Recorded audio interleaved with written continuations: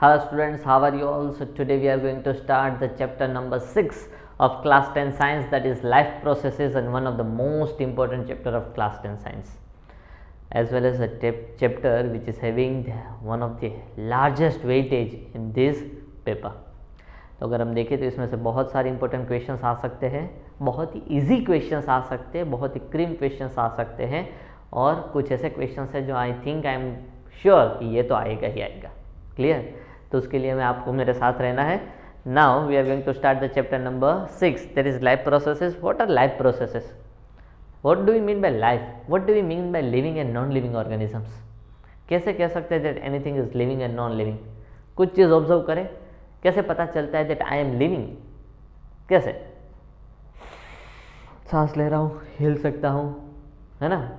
अगर कोई हिल नहीं रहा है तो उसका बॉडी स्ट्रक्चर की मूवमेंट, सांस लेता है तो पेट वेट हिलता है, नाक वाक हिलता है, तो ये सारी चीज़ों से हम पता कर सकते हैं that he is the living.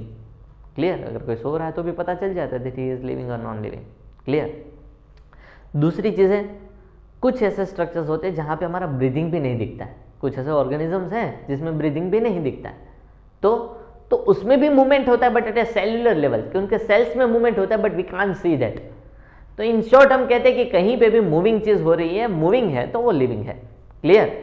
लेकिन जो सेल्यूलर मूवमेंट है वो तो हमें नहीं दिखता है. इट मीन्स हमें कोई और भी बेसिक कैरेक्टरिस्टिक्स चाहिए जिसकी वजह से हम कहते हैं कि भाई वो लिविंग है कि नहीं लिए.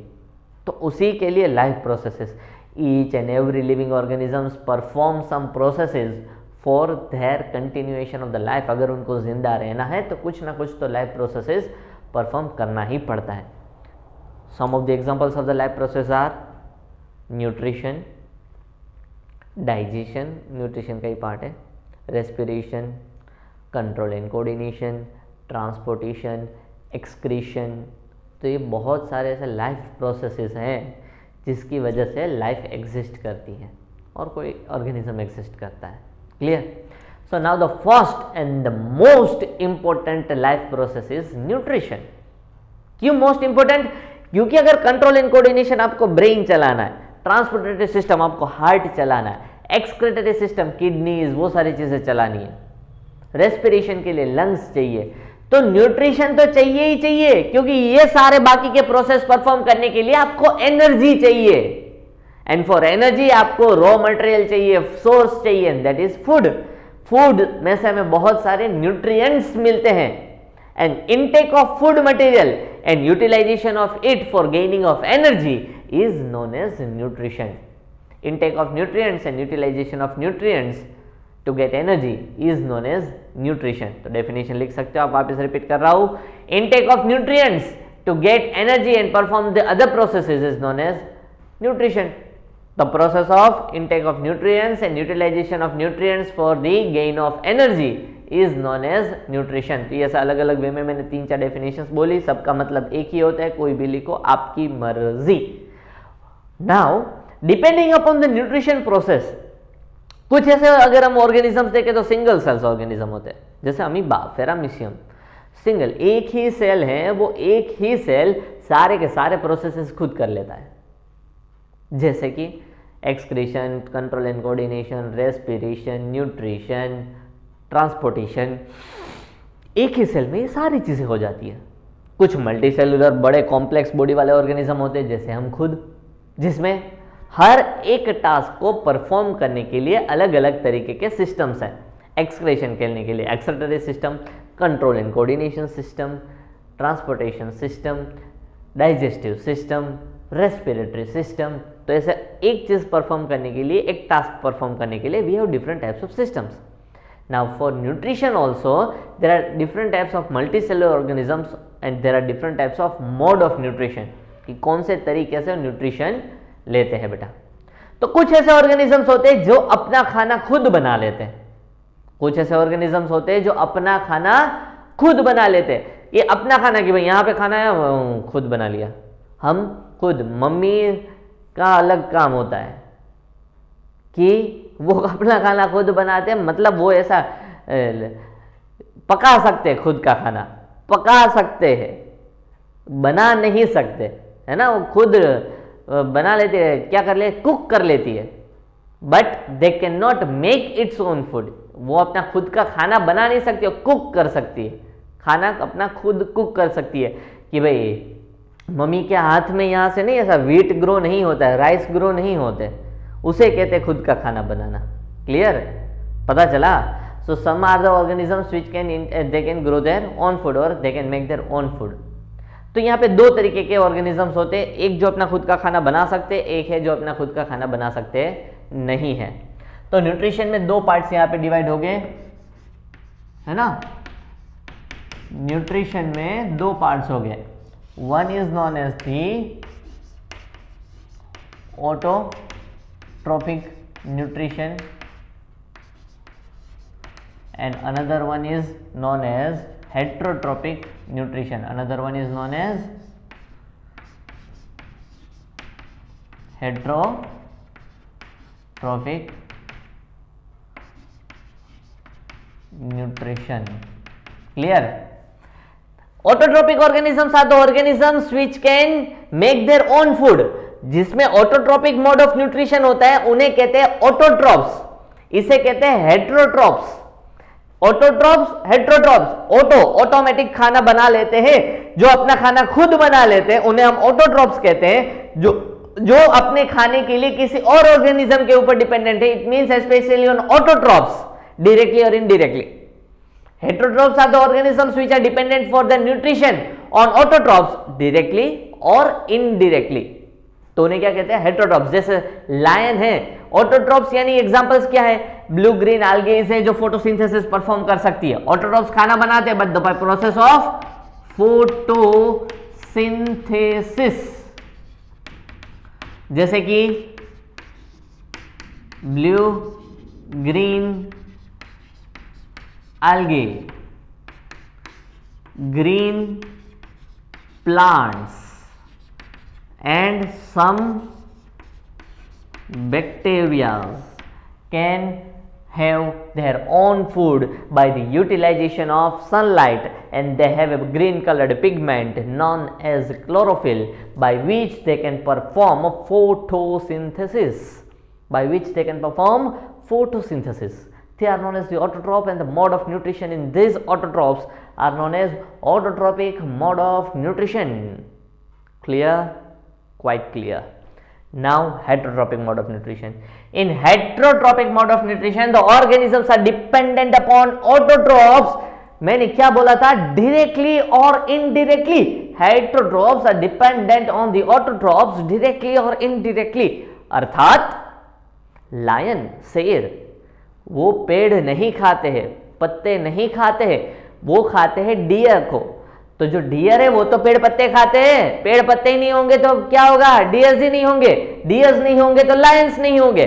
सो lions also are indirectly dependent upon autotrophs. Deers are also heterotrophs but they are directly dependent upon autotrophs. Deers are directly dependent, lions are indirectly dependent. Clear? तो लायंस पत्ते नहीं खाते, लायंस डियर को खाते, लेकिन डियर तो पत्ते खाते हैं। So it is called indirect relationship. Deer का क्या है? डायरेक्ट रिलेशनशिप, और डायरेक्टली पेड़ पत्ते खा लेते। समझ में आया? So all the heterotrophs are directly और indirectly dependent upon autotrophs. In heterotropic mode of nutrition, according to the type of nutrition, organisms are divided into three types. First is known as saprophytic mode of nutrition. Saprophytic mode of nutrition. Clear? Second one is known as parasitic mode of nutrition, and the third one is known as holozoic mode of nutrition. Clear? Heterotrophic में फिर से कौन से तीन part है? Saprophytic mode of nutrition, parasitic mode of nutrition, holozoic mode of nutrition. ये तीन type क्यों ऐसे डिपेंडेंट है? चाहे वो सेप्रोफाइट्स हो, जो organism saprophytic mode of nutrition पे डिपेंडेंट है उसे कहते हैं सेप्रोफाइट्स। जैसे ऑर्गेनिजम्स को हेटरोट्रोप्स कहा जाता है, यहाँ पे सेप्रोफाइट्स, पैरासाइट्स, होलोजोइक में और भी है, वो देखेंगे। तो तो यहाँ पे जो सेप्रोफाइट्स है, जो सेप्रोफाइटिंग मोड ऑफ न्यूट्रिशन है, वो किसके ऊपर डिपेंडेंट है? They are dependent upon dead and decaying matter, dead and decaying matter. जो चीजें मर रही है, डिकेइंग हो रही है, उसके ऊपर डिपेंडेंट है। जैसे पेड़ मर गया तो इंसान की बॉडी मर गई तो क्या होता है? बदबू आती है। तो वो जो स्मेल है, that is because of the bacterias, that is because of bacterias which are present on the bodies. समझ में आया? तो ये बैक्टीरियाज है, कुछ फंगाइज है, इस तरीके के ऑर्गेनिजम्स होते हैं। तो उसमें फंगाई एंड बैक्टीरिया खास करके कौन कौन से बेटा? फंगाई। फंगाई में कौन कौन से 3 एग्जांपल्स आपको याद रखने हैं? फर्स्ट वन है मशरूम्स, दूसरा है, दूसरे के फंगाई आपको पसंद है, पता है? एक होता है east, east east. Third one होता है mould. Yeast, mold and mushrooms are the 3 types of fungi which are in the saprophytic mode of nutrition, which are dependent upon dead and decaying matters. There are also some types of bacteria. There are also some types of bacteria. कुछ ऐसे bacterias भी होते हैं which are in the saprophytic mode of nutrition. Clear?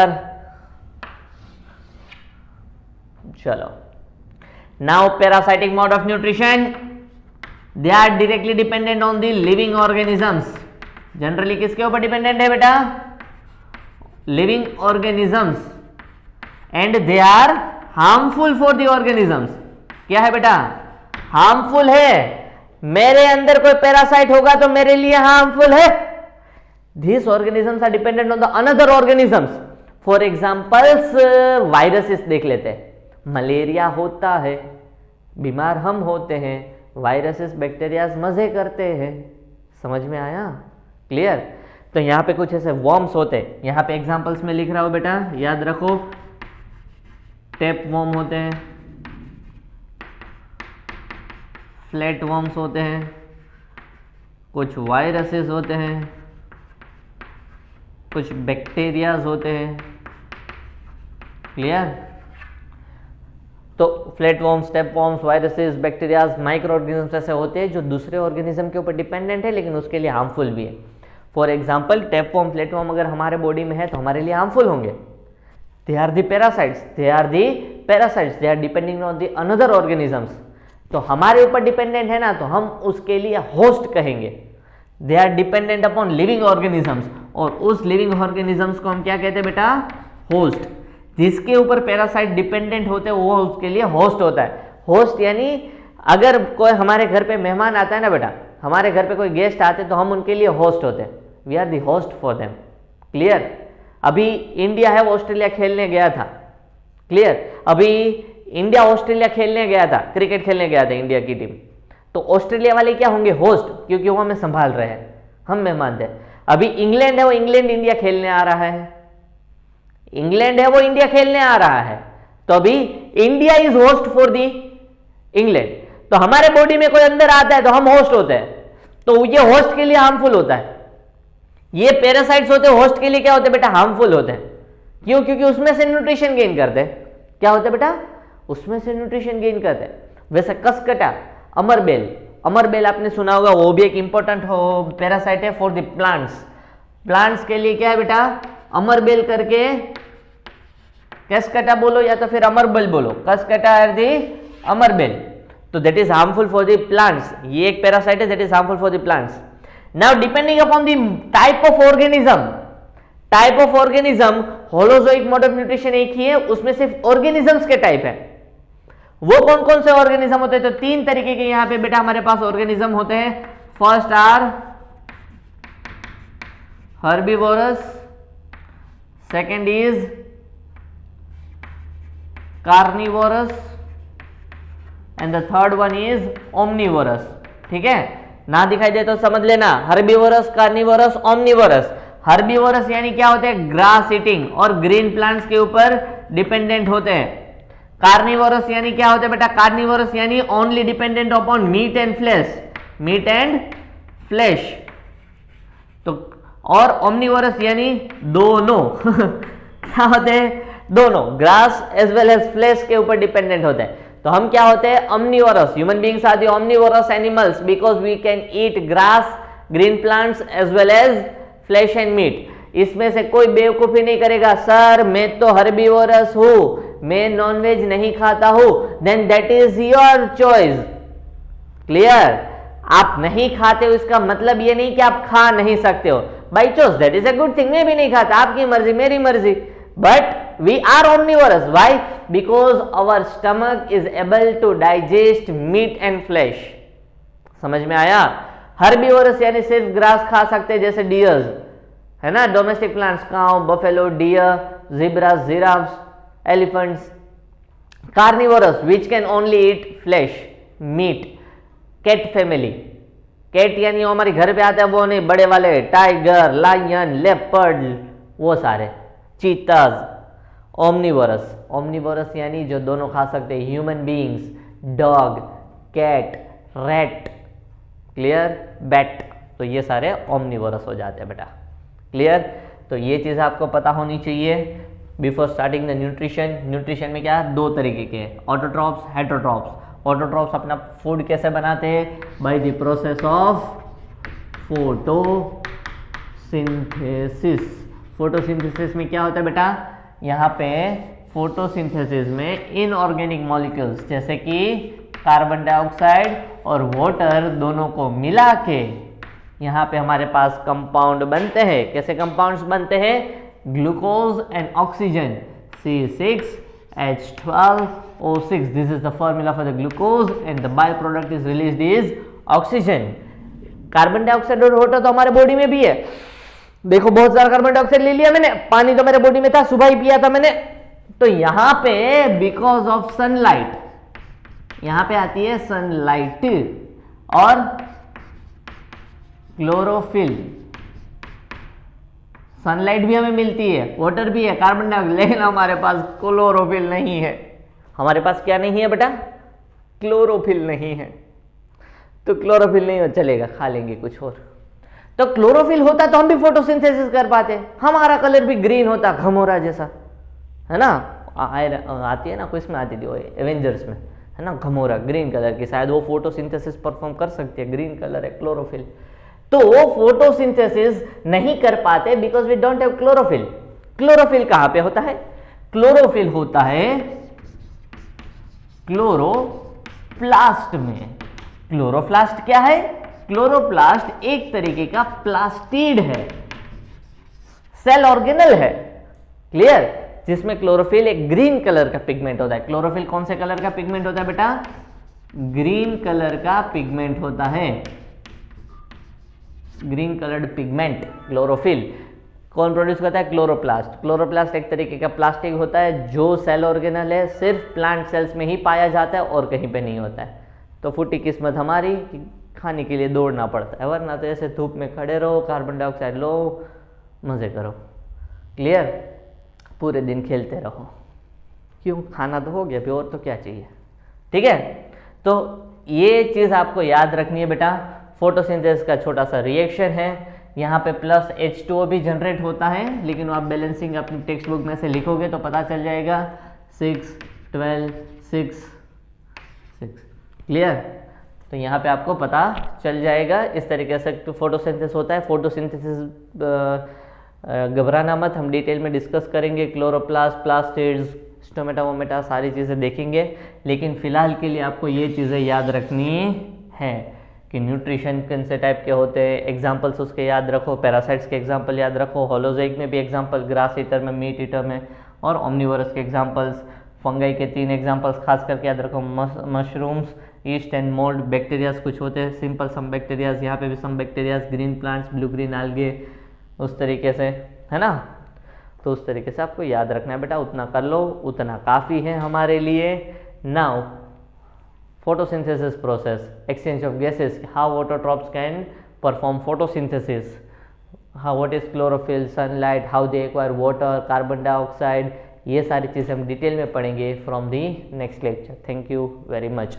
आज का homework ये पूरी चीज़ आपको टेक्स्ट बुक में से पढ़नी है। बोर्ड में मैंने जितना लिखा उसको पॉइंट वाइज बना के लिखना है और एक ऐसा टेबल भी बनाना है। Now you can leave. Thank you very much.